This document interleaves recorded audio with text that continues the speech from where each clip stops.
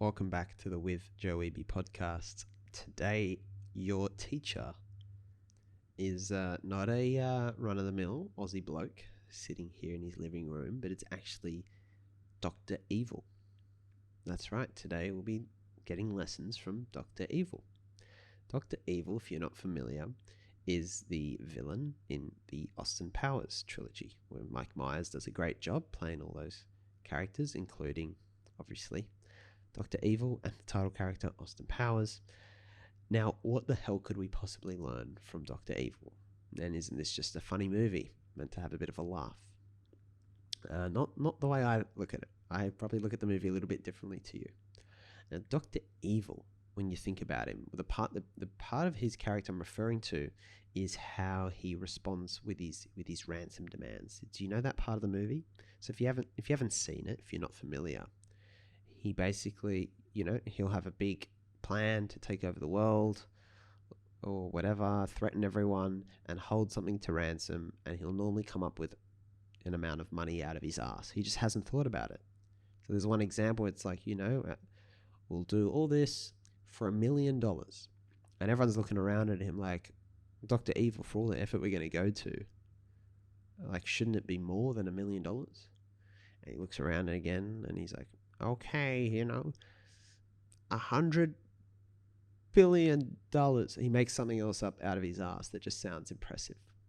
Some imaginary sum of money. And that's the part I laugh at. It's a little bit of shiny object syndrome, I think. He gets laughed at, and to give more context to that, I guess, he gets laughed at in the first movie for doing the same thing. He comes up with he has a ridiculously low ask for his ransom. And all the government officials and police or army or whatever, just laugh him out of the room. So he raises his demand. He's been frozen, I think, is it? Or he travels in time, like 20, 30 years later. So he hasn't adjusted for inflation when he makes his demands. He asks for sums of money that are comparatively low. But there's also, I think, a point in the movies where someone calls him Mr. Evil.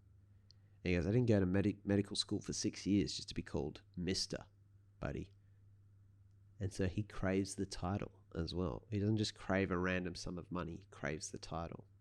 Now, the lesson I unpack from that is the lack of clarity and depth behind why he wants the things he wants.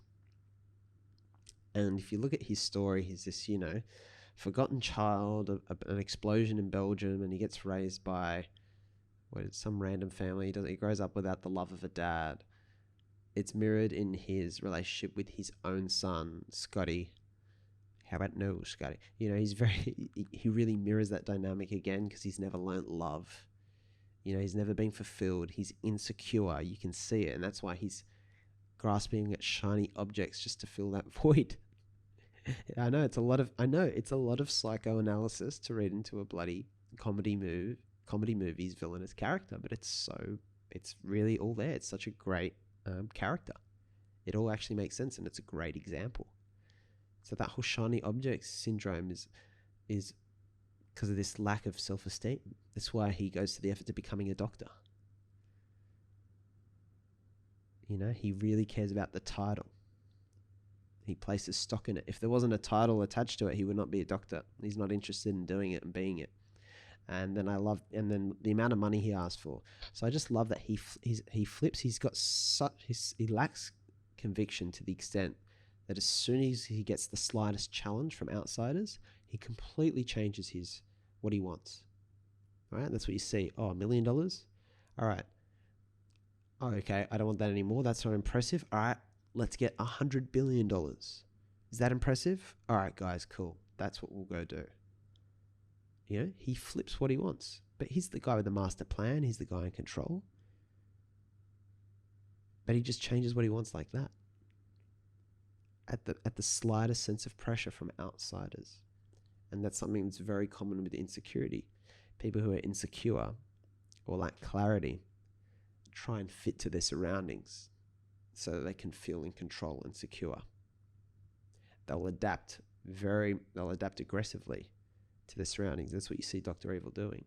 You think about your kind of Nelson Mandelas of the world, or even, your kind of mission-led entrepreneurs, obviously like your Elon Musks and stuff like that, do you think they just drop their vices at the slightest sign of outside resistance and change their complete mission and their funding goals because of someone's challenge? Like, shouldn't we ask for more? So the whole thing with Dr. Evil, which you can think about now for your own life, as I always think about with mine, is, okay, we want this thing. All right, we've held up this billboard to the world saying, I want this. I want $100 billion. I want to be a doctor. But then the next question, which is really powerful, it's just 3 letters, never gets asked. Why?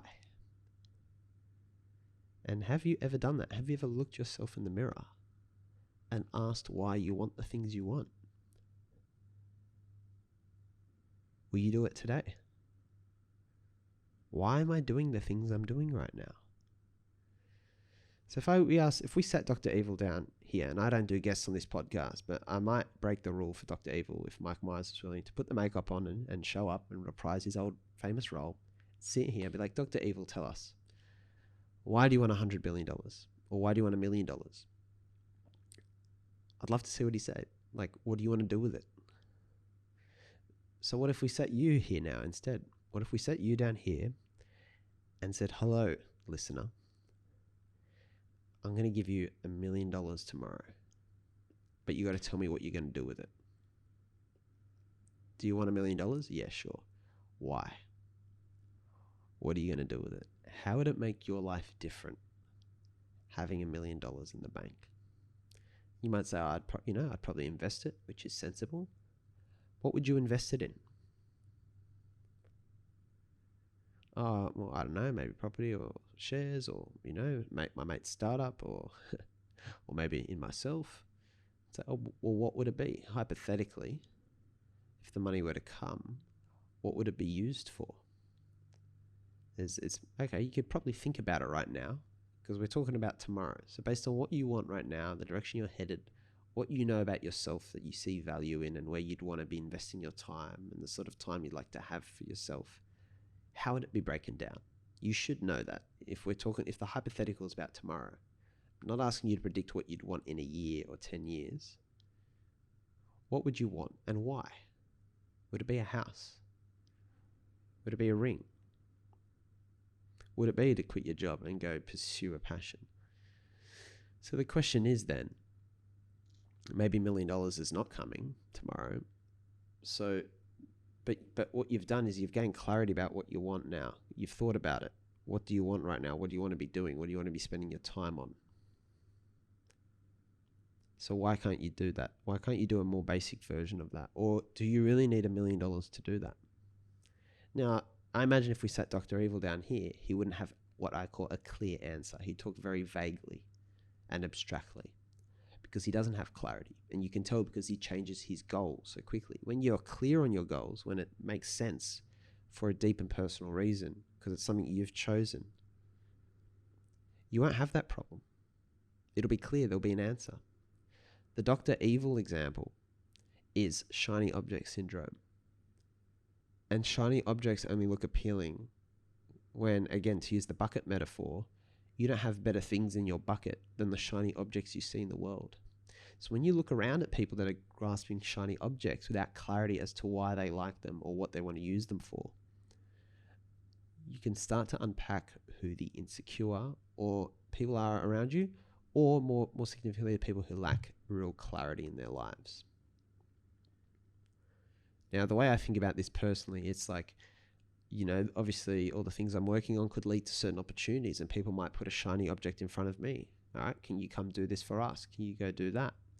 Would you like to maybe get involved in this business or something, whatever. So what I'm clear now that my current focus is on education. It's on Do Hat Labs, the podcast, and writing. And the reason education is because it's the biggest lever we can pull to, I guess, relieve pressure on many problematic parts of our culture right now. So it feels very clear to me. And the podcast is fun, it's enjoyable, but it can also support that mission because I believe in holistic learning, especially learning to create our own thoughts and not let thoughts filter in from the culture around us, because the culture is not always great. It doesn't always lead us in the best direction for us. So I see the podcast clearly fitting in that journey. Now I can explain it clearly. So that clarity really protects me from shiny objects. Instead of maybe doubling down on, I guess, back to non-profit stuff I did in the past or real estate, those shiny objects probably don't fit in my bucket right now because of clarity. Doesn't mean what I'm doing is great. Doesn't mean it's all going to work out well. It doesn't necessarily mean that at all. May not even be the right thing for me to be doing. I might in 5 years regret doing some of these things. I don't know. I'm not going to worry about that now because I'm doing the best with the information I have and the hand I've been dealt so far. So it's pretty chill at the moment. It's good. So that's just a real gift, is clarity. So what would you do if you had $1 million tomorrow? What would you do if you had an audience tomorrow? What would you do if you had the shiny object you want now? What would you do with it tomorrow? The house or the holiday? What would come after it? Sometimes you might find that the thread you've been following has nothing on the end. It's empty. And if it's empty, maybe you need to look next, instead of at shiny objects, into one shiny object that is a mirror.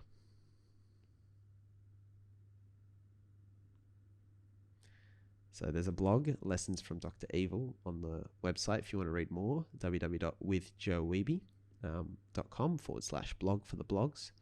And you can search Lessons from Dr. Evil. There's plenty more on there as well to read as well, and links to the podcast episodes. We'll be back again tomorrow to unpack plenty more.